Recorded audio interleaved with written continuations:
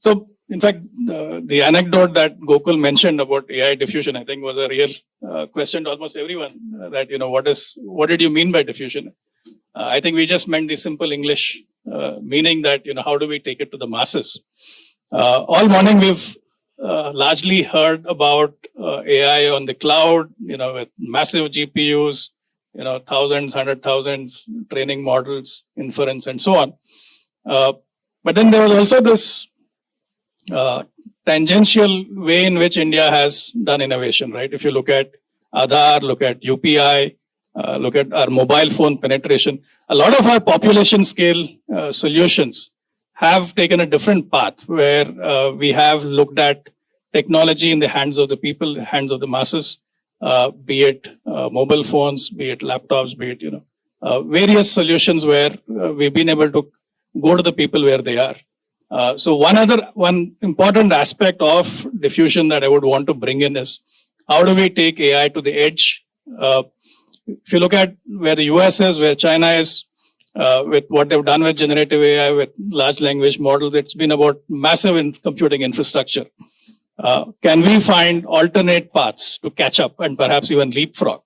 And so the idea here is, can we think of innovations at the edge that can help India really jumpstart? So I'll start with Parag. Not many of you may know Parag was formerly CEO Sankhya Labs, now with Tejas Networks. Perhaps his unique distinction is when they were at Sankhya Labs, they were on the first to design a chip in India, perhaps one of India's first designed in India chips in the mobile broadcast space. So I'll start with Parag. What do you think it will take to get AI to the edge in India? I think it's just before you go there, right? I think a little bit of the history part that Gokul spoke about. I think this whole each generation has its fetish for AI. This is not very new. 100 years back, David Hilbert, actually one of the greatest mathematicians, thought that in 10 years, about 1915, you would have an algorithm generating algorithms, or proving algorithms. Right? So then that's where the famous, the Gödel's undecidability theorem came in, and which proved that practically, any formal system cannot think. So I don't know, every 50 years we have this thing coming up. So it's not really 20 years old, it's actually more than 100 years old. And the math behind it is about 300 years old. Yeah, coming back to the question, Shashi, firstly, the applications, right? So right now, most of the applications are, I think, a little voyeuristic in some sense, right? For the large language models. There is stuff that is there. I mean, for guys at scale, I think there's been a lot of talk about, cost and power efficiency. So those are the two key things. So the applications are the first things that will take us to the edge. And then along with the application, you also have, you need to have at population scale, Gokul mentioned his keynote speech, you need to have hardware and corresponding AI ops or AI infrastructure software that is reasonably cheap in terms of very small hardware. Those are the two necessary ingredients in this. And then also if you look at the entire AI ecosystem, there are 4 attack vectors, and there's excessive focus on the 2, which is rightly so. So that's where a lot of monetization happens. It's an inverted, it's like a food pyramid, a typical food pyramid. You have got diversity of models. I think you have got thousands or millions, if not millions of models, and then you've got each stream generating its own data. So there's a lot of diversity there. There's very little diversity on the on the hardware side and the AI DevOps side. A lot of what people don't understand or don't appreciate, I would rather not understand, it's a wrong word, is that NVIDIA spent more money on CUDA than probably on the right. So it's about $10 billion. So that's the moat. So there are systems. There are, in fact, at Sankhya we built an equivalent of that for our radio access networks and signal processing. We call it the RAM hypervisor. There are frameworks called the MLIR, machine language intermediate representation, that generally helps you, actually port these models onto different different AI hardware. So the last one is, the hardware itself, or the chip itself, right? The SoC itself. There are very few. There are many people trying to get it. lot of us can get into that only if there's this particular layer, the AI DevOps layer or the infrastructure layer, as I call it, is actually open sourced. There are attempts at it. And I think in India, we are not focusing on those two aspects, the bottom two aspects. Probably we should focus a little bit more on that. So that's where a lot of innovation is going to happen. Thanks, Parag. So Gokul, you've been working with these guys and trying to blend D2M and at the edge with your laptop architecture. What do you see are the potential challenges, especially from the hardware ecosystem standpoint, in scaling this and taking it across India? I think the first one is just the looking at the data, knowing that we have more than 300 million students in India, and it's shocking that we don't sell more than 10 or 15 million laptops in a country like India. So we need to go look at that and see why and what's the value. We do sell a lot of laptops, but that's like the householder who's probably an IT employee or working for a company that's got one. Phones and tablets are fantastic devices, don't get me wrong, but they're very consumption driven, and they're not, when you want to do something meaningful and focused, we've always seen that we open the laptop and we just start doing it. More than just putting the D2M tuner into the laptop, we need to figure out what value will it bring to the students. Taking student as only the person. I know there is also other values, like you can bring OTT content and things like that in a non-network congested band, like the terrestrial band for transmission, versus using our mobile network. So I won't go there. But in just an education, if you want to think of content that can be curated, where good old DVR like things can happen for students, where they can record, where you could have usages where the teacher is in the laptop based on the content, is personalizing and having periodical interaction with the student, literally popping up and teaching based on the content that they watched, having very personalized tests, quizzes, concept unpacking, things like that would be good. And I think we'll have to get into what additional value D2M can bring into a laptop from an education standpoint. And the other big thing is just policy. We need to make sure that we have policies that will make sure that such a requirement is needed in a device, so that you can push the content to students. Because today there is a tremendous amount of fear amongst parents when you give a device to a student. I'm talking about students who are K-12 and below, meaning they're all eternal learners. So it's not like our parents are watching, but it's more like for them, they're worried what is happening behind the screen. And that's something that if we can find a way, and this is one a way of actually taking that fear away and giving the possibility of learning more for the students. So we looked at mobile phones, laptops, but I think it goes to one of your slides where you had the drone and the agricultural robot.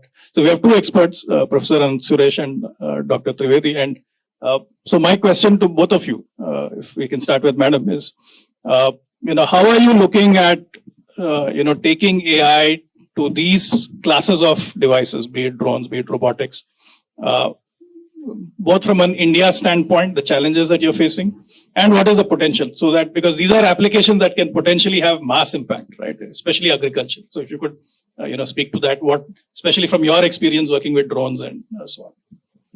Yeah, thank you. Thanks for this opportunity. So, drone is a big enabler in the sense of especially agriculture, but then also lots of other usages. One thing which is going to be very, very essential when it comes to drone is the power consumption, electrical power consumption, because the moment you put, right now there's a huge concern keeping an NVIDIA device on small drones because it requires so much of power, so you have to have that much of heavy battery, and then it brings down the endurance significantly of the drone. So any game which is giving me today 30-minute endurance, the moment I put a heavy AI there, it's like 15 minutes at max. That issue has to be addressed, and in addition, drones themselves need to be made much more reliable. So, coming to especially the drone sector, there are multiple challenges. I am restricting to the AI part right now, and the data link issue, because we don't want to transmit a lot of video that again brings down the endurance. So edge processing is what is required. Now there are people making edge accelerators. Right now it's limited pretty much to vision, but even in the agriculture sector, soon it's going to come up that you have other sensors other than vision, which can also give you a feel. I mean, why not an artificial nose there, which can also smell the crop and then make like it can see whether it's healthy or getting rotten or something.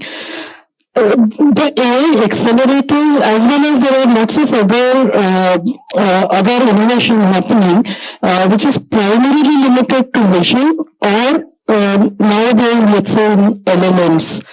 But then there is a lot of other sensors out there, which either we need to convert them, the data has to be converted to one of the modalities and processed for a faster processing. So that is one thing which I do feel that hardware level innovation, as the fellow panelists also told, is going to be very essential.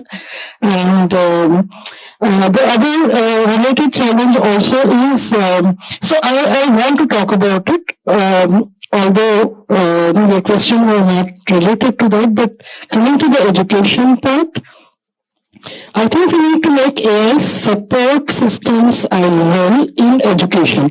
So there are enough students today who can talk about how much deep, I do not know, but they can talk about TensorFlows and YOLOs and all of that. But they do not understand the importance of studying the data, that how to analyze the data to see which model is the best fit, how you can make best out of it, how you can explain. Even explainability right now, whatever limited is limited to vision. But if the model is not working well, how to debug it is not being taught anywhere. So there are lots of these support systems which also should be part of the education. If the last person who is sitting there has to make a good model out of it and then put it into the usage. I think this is what I see right now. Great. So, Professor Ananthasuresh, if you could speak to your experience of robotics, and also you've been looking at how AI diffusion can happen within the research community. So if you can tie both these aspects and speak to it. Yeah, thank you, Shashi, for having me here. Like Gokul said, and she also mentioned that I would like to focus on the AI diffusion word first. I think like many things we follow from what we observe elsewhere, even sometimes vocabulary also we take. See, diffusion, he said it has a Nedic view of diffusion. I would extend it further to say that, see, diffusion, if you look at Fick's law of diffusion, many of you have science and technology background.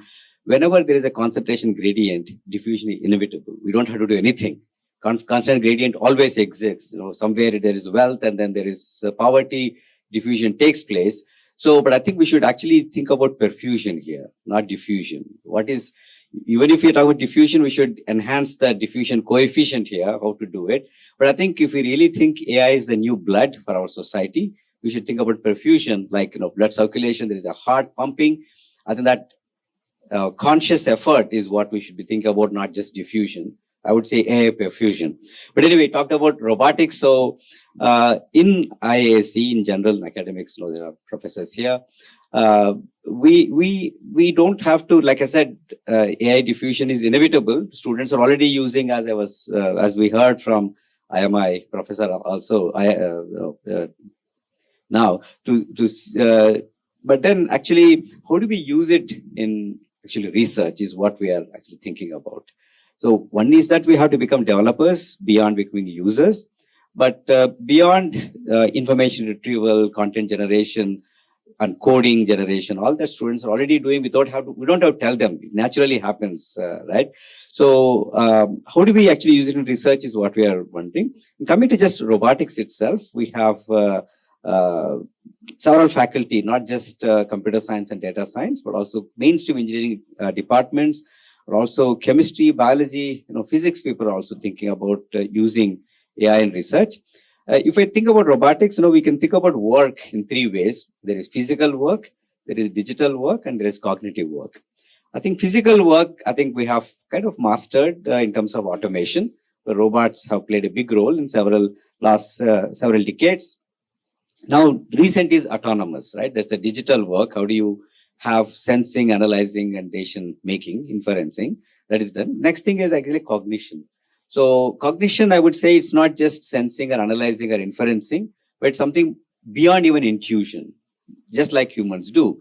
I think when we go to that, I think would be, let's say I'll take healthcare within that elderly care.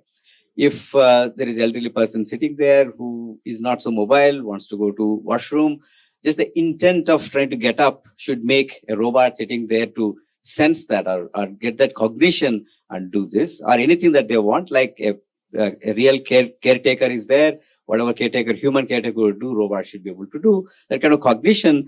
That brings me to think about education in a sense. I think we don't have cognitive science at the bachelor's level yet, but we see already that some countries in the US and Europe, they have bachelor of cognitive science. When you say cognitive science, it has traditionally psychology, anthropology, linguistics, and neuroscience.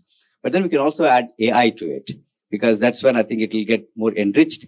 So I would say in this physical, digital, and cognitive work, if we focus, then it will be there. For example, in research, we have been thinking, how do we do kind of discovery? How do we do this? Even the fixed law of diffusion, I've been asking my computer science colleagues, if you give all the data that we know about heat conduction, can it actually generate Fourier law?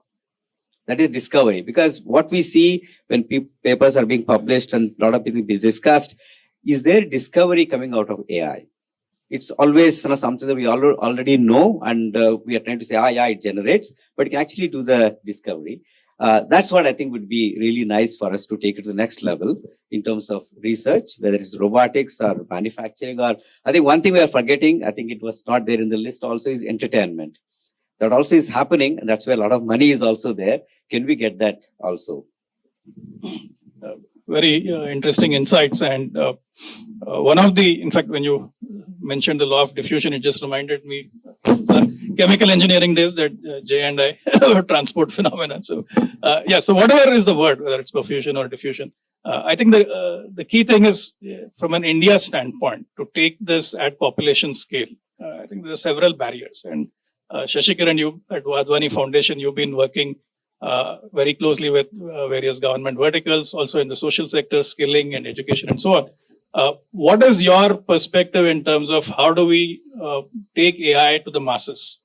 Is it through cell phones? Is it through laptops? Is it through specialized applications like robotics or agriculture and so on? What are you seeing? What is your perspective? Yeah, so when we at Wadhwani Foundation, when we are in the what we do is we help create jobs, right? Through entrepreneurs, to helping single entrepreneurs build scalable companies, and also for skilling, where we can give tier 2, tier 3 cities students where they can get skilled and earn a life-sustaining wages. So we see all the traffic coming from mobile phone now for various reasons. And here, when we talk about diffusion, like how we are helping these people, right? For example, if you take the entrepreneurship, for example, Sam Altman, recently told a year back, we can see a single person billion-dollar companies, right? So when we do that, it's basically they are going to be assisted by AI agents and all those kind of stuff. So here, for example, one of the things we are building for entrepreneurs, because especially from the tier 2, tier 3 cities where they don't have access to all the resources or the knowledge or the level of the knowledge which an IIT graduate might have, a co-founder. For example, if I'm coming from a sales background, or if I'm strong in sales or marketing, I need tech, right? I need to know how to raise capital. Now, all these usually in a traditional system, other co-founders, you have a 2-member, 3-member, 4-member co-founders, and you bring that.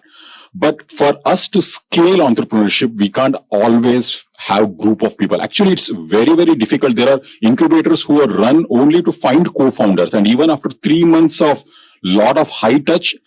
I have seen people are not able to find another co-founder because various issues. I think this is where with AI, we can really scale entrepreneurship where, for example, if I as a founder, as a first time founder or a very young founder or an experienced professional becoming a founder, if I can bring an AI co-founder, that's going to make my life a lot easier. It is going to give a lot of confidence. So that is one product that we are working on where we support entrepreneurs, where through the journey we are now supporting 1,000 ventures already and around 80,000 budding entrepreneurs are associated with our programs. Now, one of the things I saw in this panel was, a lot of emphasis, especially Gokul in his talk also, a lot of emphasis on AI for education. Now, when I tell AI for education is not only for studying, we can actually take that up to skilling part. Now, what is the idea of education, right? To finally get into a job or to create a job. Now, here, one of the things that we are really using AI is, for example, role-specific training. And this is where we are using AI a lot. For example, let's assume I take a simple soft skills course on effective communication. For a software engineer, the way he has to use effective communication is totally different. For a software engineer, it is more internal. How do you work with, or you interact with one or two clients, enterprise clients. But for a tourist guide, for him, the effective communication is totally different. He has to know multiple languages probably. He has to work with different countries, people coming, if he is coming to Hampi or somewhere like that. So now roles for the same course, how is it getting used by a person who is going to a different roles? I think that is one thing that we have been able to help by changing the course content or by helping understand the course content from the role that a person is coming to get skilled for. Right. So these are some of the ways, that we are using the content. We are doing many more things, but probably, these are the things I thought we will do that. To come to the last part of the question, it is mostly mobile driven. And this is where, yeah, you're right. This is where for us to deliver AI inferences at the edge, we need some standardization because all these mobile phone come with different hardwares, different CPU processing, different architectures altogether. For us to effectively do that, like how we have protocols for data transmission and many other things, if we are able to get some protocols or standardization, I think that will help us to deliver it on edge much effectively. So, Parag, one of the big challenges, especially in taking either education or skilling to a large part of the population today, is that in India you have probably 200 to 300 million feature phone users. People who don't have, the touch screen, they don't have the smarts. They probably don't even have 4G data. They're probably on 2G and so on. I know you've been, trying to solve this problem. If we have to get benefits of AI to that segment, what is the way forward? What are you looking at? I think first, like I said, some of the applications that they use, voice-enabled stuff and things like that, and then the cost. When we go into we are the 1% of the population, so a lot of time we don't know, don't know the other side of it, and we're sitting in a valley town. There are about, there are 3 segments even in the feature phone. Right? The lowest feature phone sells at about 800 rupees. Now, that is at retail, so which means it costs about 400 or 500 to make. So if you have to bring AI there, so you can't add more than 20 rupees to that, right, or 30 rupees. So how do you do that, right? And then there's a middle-level feature phone, which costs about 1,800 rupees, which is then again at retail, so 1,000 rupees to make. So we have to drastically think architectures, both hardware and software, to be able to cater to this market. And of course, there are applications like we've been discussing, right, on the voice side, voice-enabled. A lot of people these days on WhatsApp, I see they don't text, they speak. So the phone and the camera and the voice can probably become, or maybe going for even gesture can become, on a user interface for the phone or for any device, doesn't matter, any computer device. So doing that at scale, and let's take a step back on how the feature phones reach that price point, right? Because there's this Western model, I call this the leopard versus the hyena model, right? The American and the Western companies, sorry, Gokul. actually are able to, they're like the leopard. They do the kill, but the hyenas come in. They kill, eat as fast as possible and go. There's no way, I think, Western companies today can survive in a sub $10 or sub $5 ASP. ASP is unnecessarily poison in SOC, right? The only country that could do that has done it at scale is China. And the second country that can do is obviously India. We can actually we have the resources, the cost structures, and also the internal market to get there. Now, unfortunately, what's happening is not enough people are concentrating on the market. It's too easy to build internet platforms, internet apps, and make billions there.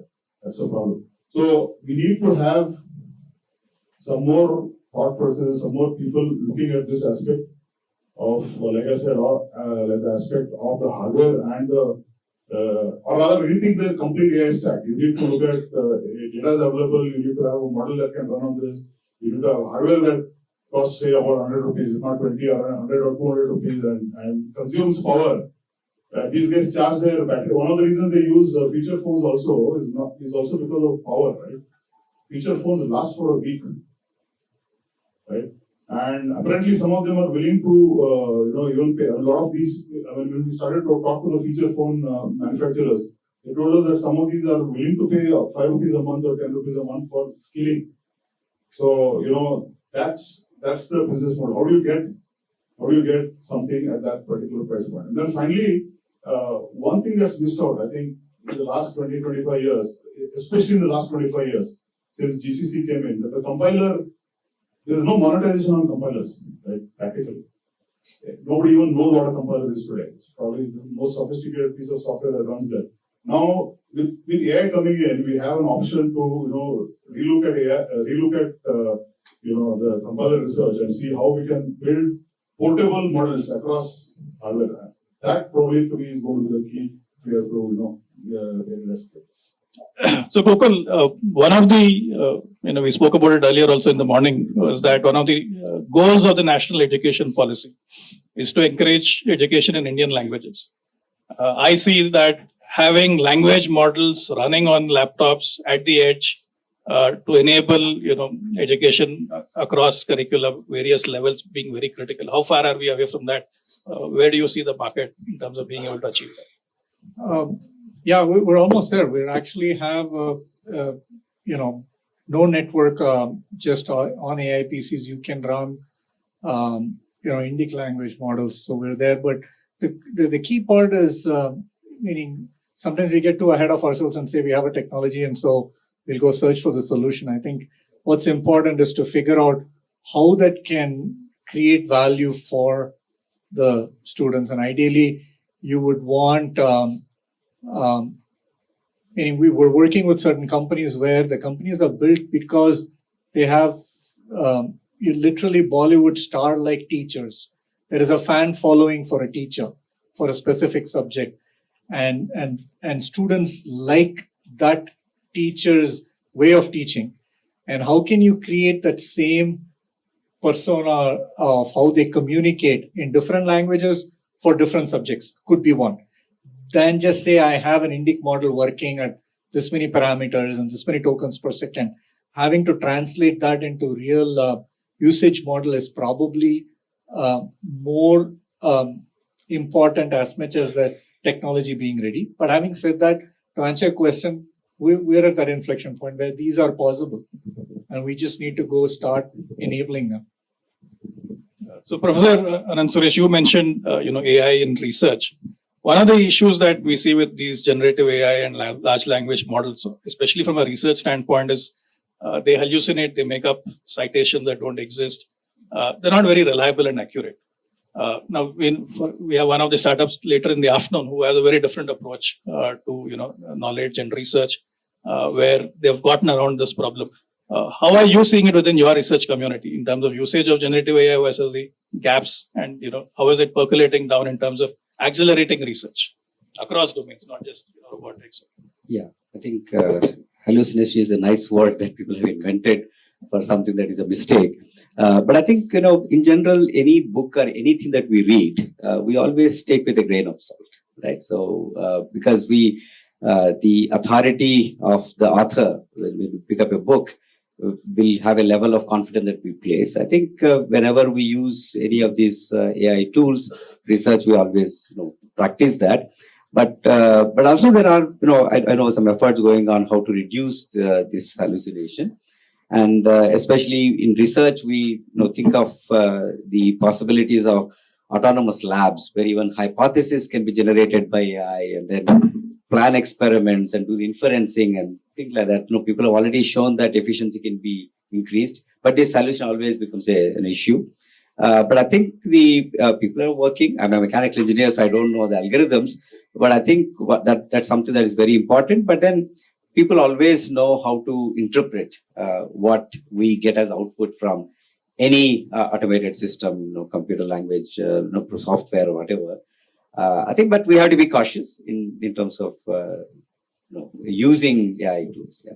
Also, ethical use, another thing. I think I'm sure it will get discussed as well. Yeah, effective and efficient. Yeah.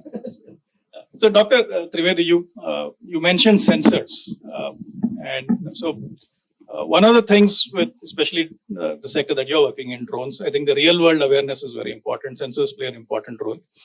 In AI, maybe India is still catching up. We have not had, but then you have this national quantum mission, and one of the elements of that is quantum sensing.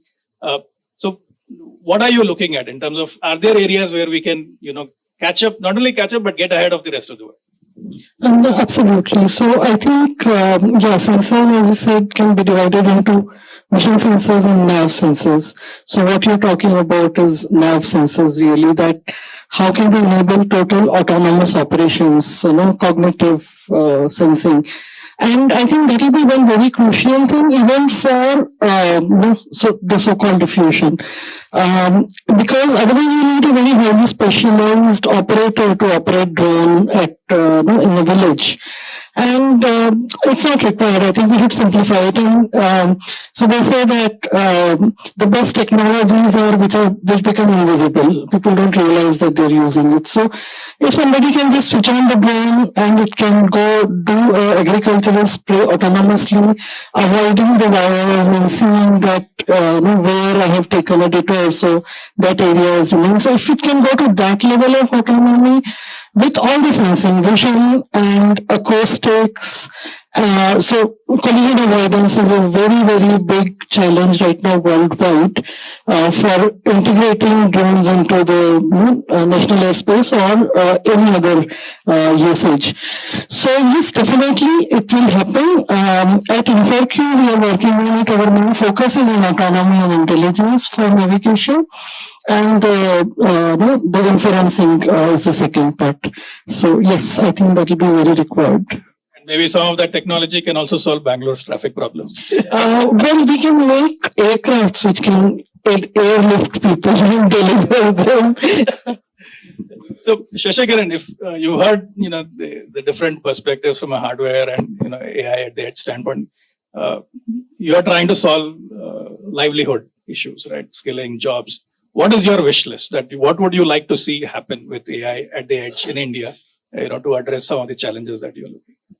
Yeah, so I think what we need is, more and more small language models, which can probably run in all these devices, and a guarantee that, these models will run on all these phones, right? Or to at least 80-90% of the phones. So that way we can confidently deliver solutions.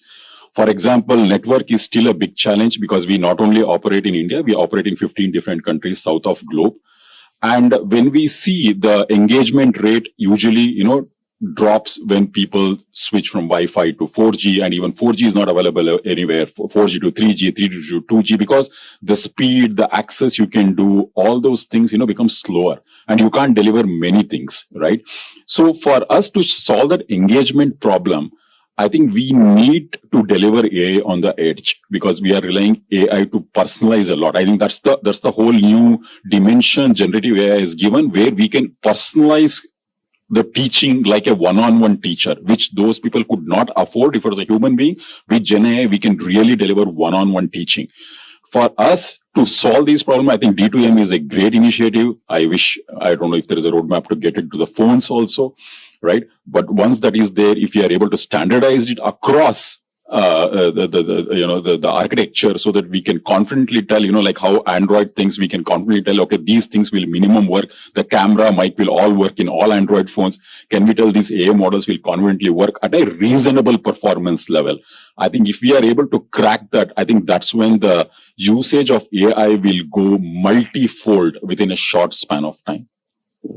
I think you made a great point. So actually D2M started with the phones. Laptops came later, but I think we'll get there. And in fact, this morning I saw a tweet by Elon Musk saying that for the first time a car delivered itself to the owner. I think it's a significant shift, right? That what was science fiction maybe 2 decades back is now reality. So with the combination of AI at the edge, sensing, and all the autonomous stuff, hopefully we solve these problems. Thanks all of you for joining on this discussion. I think it was a scintillating conversation.